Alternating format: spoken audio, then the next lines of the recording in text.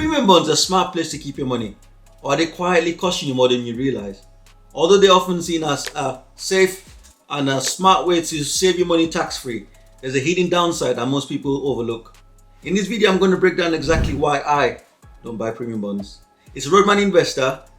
Make sure you like, subscribe, and share this, and leave your comments below. Now remember, nothing in this video is intended to be financial or investing advice. This is purely for educational purposes. Make sure you do your own research and consult with a professional if you need any help. So what are premium bonds? Premium bonds are one of the most popular savings products in the UK. They're operated by the ns&i, which stands for the National Savings and Investment, and they're backed directly by the UK government. This means that your money is guaranteed by the Treasury itself rather than the FSCS scheme, which is what guarantees your normal savings accounts. This is why premium bonds are seen as extremely safe and very popular with people. Add upon that, it's also completely tax-free. Before we go any further, please do not confuse premium bonds with normal treasury bonds, or what's called gilts in the UK, or treasury bills in the US. Treasury bonds or gilts are loans to government, or you might have other types of bonds that are loans to other entities such as companies and states, whereas premium bonds are purely a savings product. So make sure you don't confuse the two. Now, here's the main difference between premium bonds and normal savings accounts. Instead of earning interest, you're entered into a monthly price draw. This means that you're not guaranteed any returns, unlike normal savings accounts. Anything you gain from premium bonds is purely down to luck. The way it works is that for every £1 you hold in premium bond, you get one entry into the monthly draw. So for example, if you had £1,000 in premium bonds, you'll have 1,000 entries to win that month. The prizes range from £25 all the way to a staggering £1 million. But the odds of winning are currently around 1 in 22,000 per £1 invested. So obviously someone who has the maximum of £50,000 invested in premium bonds has a higher likelihood of winning than someone who has the minimum, which is £25. Although you have to bear in mind that nothing is guaranteed.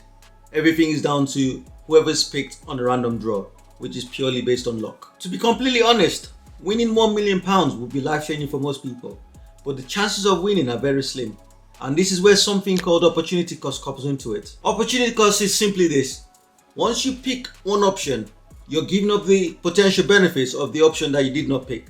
For example, if you had £10, you can either use that £10 to buy a lottery ticket and you could potentially win big, or you can use that £10 and invest into the stock market. Now, with the lottery, obviously, if you do win, that would be fantastic, but the chances of winning are very slim. However, if you put the money into the stock market, historical data shows that you got a better chance of getting some sort of return from your money, at least in the long term. In my opinion, putting your money into premium bond is like buying the lottery. Yes, there is a chance that you could win big, but those chances are very slim. I'd rather put my money into something more guaranteed, even if it's like a cash ISA, which will give me guaranteed returns. And I know that my money will definitely be working for me, rather than relying entirely on luck. So to me, the real question is not so much, are premium bonds safe? We know that they are. They're guaranteed by the Treasury themselves. However, the real question should be, what am I missing out on by investing in premium bonds? What guaranteed returns can I get elsewhere that I'm actually not gaining right now by investing in premium bonds? Could it be cash ISA? Could it be actual bonds? Could it even be a high yield savings account, for example, where you know exactly what you're going to get rather than relying on luck? Also, remember that whilst the money is sat in the premium bond, not doing anything, not earning any income for you, our good old friend inflation is still chipping away. To be balanced, I'm not saying that premium bonds are completely useless. They may make sense to someone who's maxed out their ISA allowance for the year, for example, or someone who has a large amount of money set aside that they need to protect from the taxman. That makes perfect sense to me. Some people also enjoy the lottery style. That's completely up to you. That's your money. Do with it however you like. You worked hard for it. But in my opinion, this should be a conscious decision that you make rather than a default one. Because for me, there are better options with more guaranteed returns and not relying entirely on luck. Remember, just because opportunity costs may seem invincible doesn't mean they're not real. They are real, and they often come with real consequences. Hopefully, once you see that, you can make better decisions, and that can make everything clearer for you. As always, thank you so much for your time. Make sure you like, subscribe, make sure you click on that notification button, and share. Share this to everyone so they can see it. Join me next time. It's Roadman Investor.